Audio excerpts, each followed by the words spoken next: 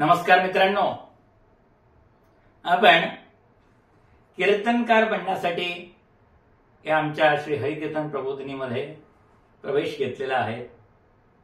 त्याबद्दल आपणास खूप खूप धन्यवाद. मित्रांनो, तुम्ही प्रवेश घेतल्याबरोबर तुम्हाला एका व्हॉट्सअप ग्रुपमध्ये आम्ही सामील करतो आणि आपणास माहित आहे की सध्या या शैक्षणिक वर्षामध्ये रविवारी 1 तासिका आणि बुधवारी 1 तासिका अशा रीतीने 2 तासिका एका आठवड्यात होतात.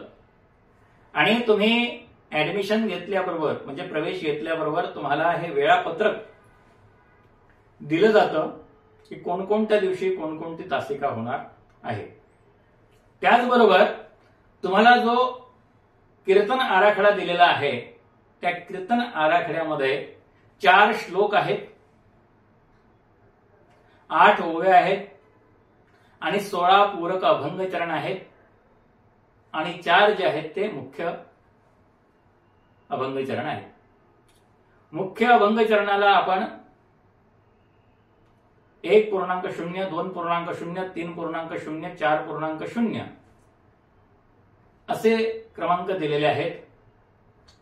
आणि 1.0 नंतर 1.1, 1.2, 1.3, 1.4, 2.0 नंतर 2.1, 2.2, 2.3, 2.4 अशाच रीतीने 3.0 आणि 4.0 या मुख्य म्हणजे अभंगातील मूळ चरणांच्या खाली 4 पूरक चरण दिलेले आहेत. तर ज्या दिवशी 4 पूरक चरणांचा अभ्यास असतो त्या दिवशी तो अभ्यास करून यायचा आहे आणि ज्या दिवशी मूळ अभंग चरणांचा अभ्यास आहे त्या दिवशी तो अभ्यास करून आपण वर्गामध्ये उपस्थित राहिलं पाहिजे. त्याचबरोबर आपल्याला कीर्तनकार पंचपदी, विणेकरी पंचपदी, मंगलाचरण, प्रास्ताविक आणि परिहार या गोष्टी देखील शिकवल्या जातात. आणि त्याचप्रमाणे आपल्याला 4 राग सुद्धा या प्रथम वर्षाच्या अभ्यासक्रमामध्ये आहेत. तर हे संपूर्ण आपल्या वेळापत्रकानुसार होत असतं.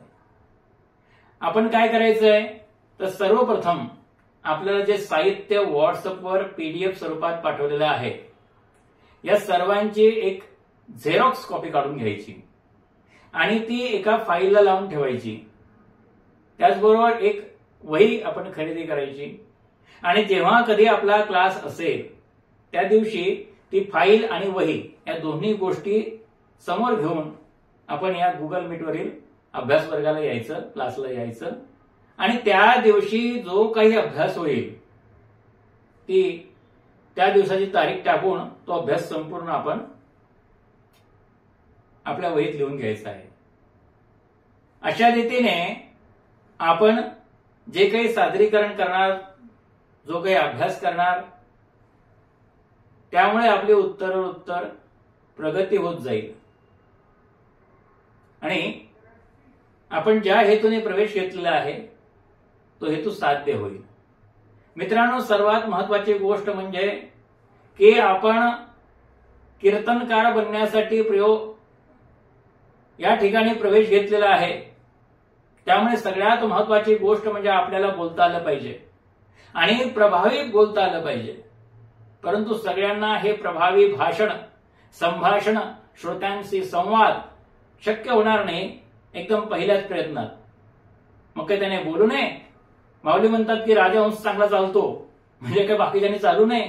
त्यासारखंच आहे ते. जसं काही आणि जे काही आपल्याला बोलता येईल ते पहिल्या दिवशी बोलावं,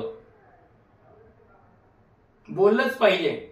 ज्याप्रमाणे मुलगा आधी रांगतो त्याच्यानंतर चालतो आणि नंतर तो पळतो, म्हणून पहिल्याच दिवशी पळण्याचा प्रयत्न करू नये. हळूहळू आपण पाठांतर केलेलं सादर करावं, त्यानंतर त्याच्यावर आपलं चिंतन सुरू होईल आणि चिंतनातून हळूहळू या सगळ्या गोष्टी आपल्याला कळायला लागतील आणि त्याच्यानंतर मग तुम्ही चालण्याच्या या दुसऱ्या टप्प्याला याल आणि तो सगळ्यात शेवटचा टप्पा काय आहे तर प्रभावी भाषण.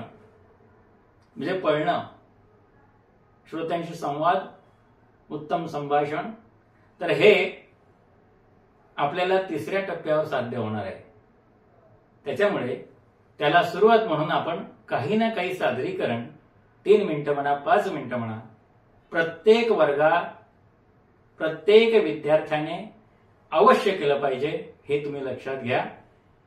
आणि असा नेम तुम्ही पाळलात तर तुम्ही खरोखरच प्रभावी कीर्तनकार व्हाल.